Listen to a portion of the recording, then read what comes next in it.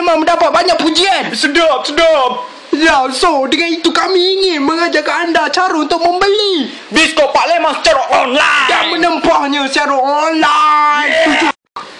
Para pertama sekali anda perlu membuka www.biskopaleman.com dan memilih perisa dan juga perisa yang anda inginkan seperti sirap, bandung, timun dan yang terbaru sekali adalah perisa lantai kaca Maiden. Sedap sangat. Wow. Lepas ni pekerja Palembang akan terus ke rumah anda. This is the one and only awak tukang urus semua. Jadi akan membuat drift di hadapan rumah anda dengan menaiki sebuah kereta kancil. Dan kami akan membuat drift di hadapan rumah anda dengan menaiki sebuah kereta kancil. Dan kami akan nyanyi kepada anda sebuah lagu yang bertajuk anda buat tempahan ke tidak? Aku tanya ni ada buat tempahan ke tidak? Aku tak nak main skateboard. Aku tak nak menari. Tapi sebelum aku keluar kereta, baik cakap siapa punya biskut ni. Anda buat tempahan ke tidak? Aku tanya ni ada buat tempahan ke tidak? Aku tak nak menari. Aku ulang banyak kali. Siapa punya biskut ni? Ada 2 biji biskut. Siapa punya baik cakap? 2.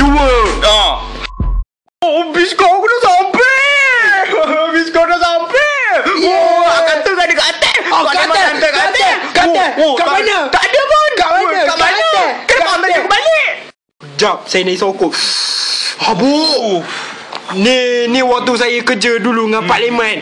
Kalau encik tak bayar tempahan, encik kena pukul. Oh, ya ke? Alah, kameraman gelak. Betul ni. Aku cakap betul. Aduh. Apa ni? Tapi nak ambil bayar otak. Aduh.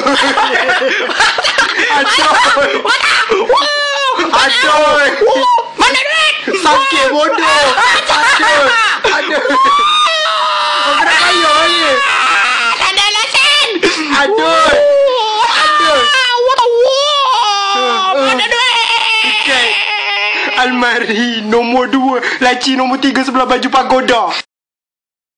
Tak ada kat sini. Oh, kat mana lagi? Tak ada kat sini. Ada kat bawah. Aku tijun dulu. Aku nak tijun. Perlu ke? Aduh. Ada kat sini, Man.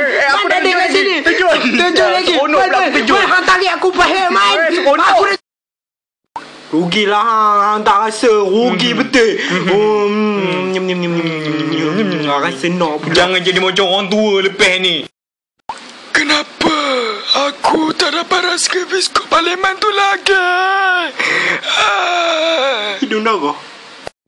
Confirm lah dalam seminggu korang akan jadi macam ni. Nyam